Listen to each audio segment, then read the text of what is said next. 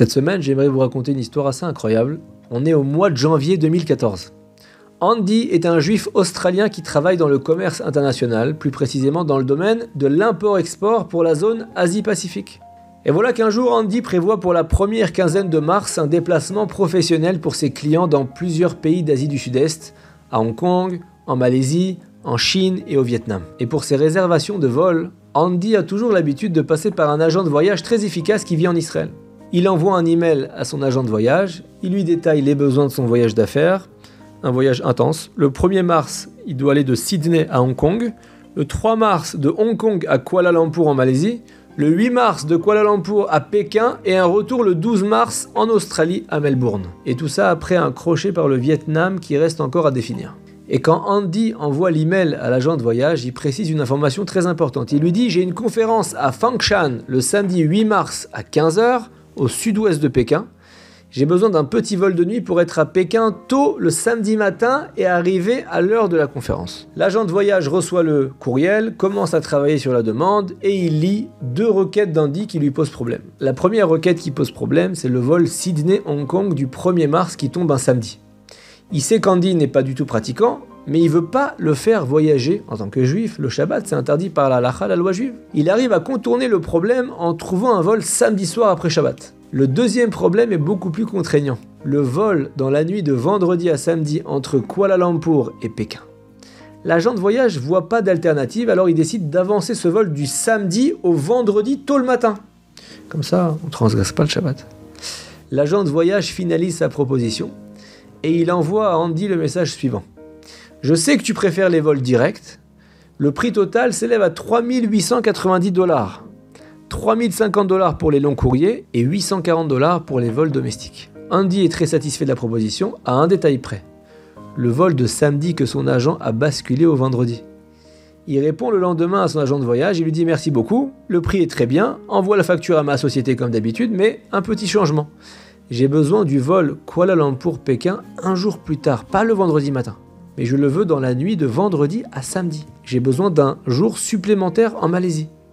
Dès que tu as fait la modification, tu peux réserver et me facturer. L'agent lui répond quelques minutes plus tard, Andy, je suis désolé, je vais pas pouvoir te réserver un vol le samedi. Tu te souviens que j'aime pas faire voyager les juifs le Shabbat. Je peux te retirer cette option si tu veux et tu réserves par toi-même sur internet. Ça va te faire baisser le prix de $380. Andy connaît bien son agent de voyage, son professionnalisme, sa ferveur aussi pour le judaïsme. Il est ok avec l'idée et Andy informe donc son agent de voyage qu'il va réserver ce vol par lui-même. L'agent lit le message et il dit à Andy « Ok, je vais réserver, tu recevras les tickets sous 24 heures comme d'habitude. Si tu changes d'avis sur le vol Kuala Lumpur-Pékin, alors je te remercie, tiens-moi informé. » L'agent ouvre une porte en espérant un changement habituel du fameux Kuala Lumpur-Pékin pendant Shabbat.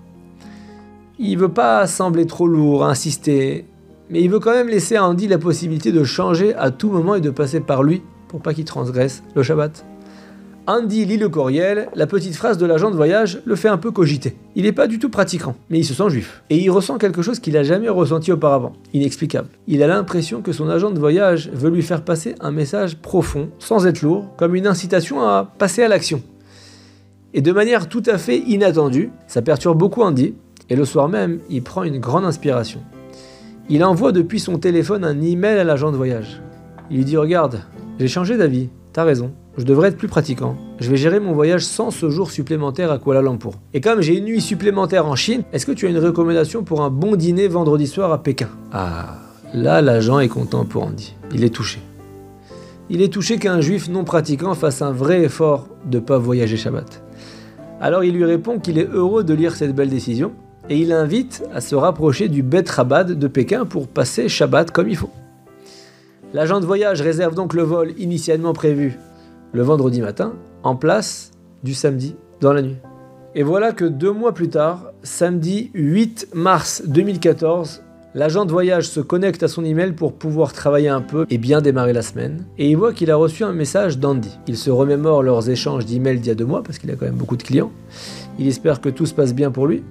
Il ouvre l'email et il lit « Bon Dieu, je suis sûr que tu as entendu ce qui est arrivé au vol Malaysia Airlines MH370. Le vol que je devais réserver samedi. Je n'arrête pas d'y penser. C'est pour moi un vrai miracle qu'on ait fait la réservation pour vendredi matin finalement. Tu m'as sauvé la vie. » J'arrive plus à réfléchir, on se parle plus tard dans la semaine, je sais pas comment te remercier. Au retour, je t'en supplie, tu me fais un direct de Saigon, au Vietnam, à Melbourne, sans l'escale en Malaisie, tant pis pour le prix. L'agent de voyage est étonné du message, il croit comprendre que quelque chose s'est passé avec le vol MH370, il y a un gros retard, peut-être une annulation, qui aurait peut-être privé Andy de sa conférence à Fangshan, et là tout d'un coup il s'informe de la situation auprès des compagnies aériennes et il sursaute. Le vol MH370 est annoncé manquant, disparu des écrans de radar 40 minutes après son décollage. Les jours qui suivent vont confirmer le constat qui est toujours actuel, actuellement. C'est une disparition non élucidée en mer de l'avion qui contenait 239 personnes à son bord. Et malgré plusieurs campagnes de recherche, l'épave de l'avion n'a toujours pas été retrouvée en dehors de quelques débris, des objets flottants. Et bien que les enquêteurs privilégient l'incident technique, la thèse terroriste est toujours évoquée et aussi une autre piste, celle du suicide du pilote. C'est donc avec une profonde tristesse que je dois vous informer que le vol MH370 s'est écrasé dans le sud de l'océan Indien. Quand l'agent de voyage comprend la situation, il est bouleversé. Il écrit à Andy: « Je suis tellement heureux pour toi, mais tu sais, je ne suis que ta bouée de sauvetage. Dieu et le Shabbat t'ont sauvé la vie. Tu leur dois quelque chose en retour. » Cette histoire incroyable nous donne une leçon de vie. On a l'obligation d'être professionnel, mais pas au détriment de nos convictions, surtout quand elles sont religieuses, pour un juif.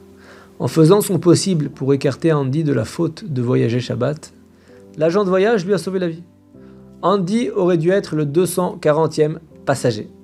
La disparition d'un avion est rarissime, et ça nous donne d'autant plus à réfléchir qu'il est prouvé que l'avion est le moyen de transport le plus sûr au monde.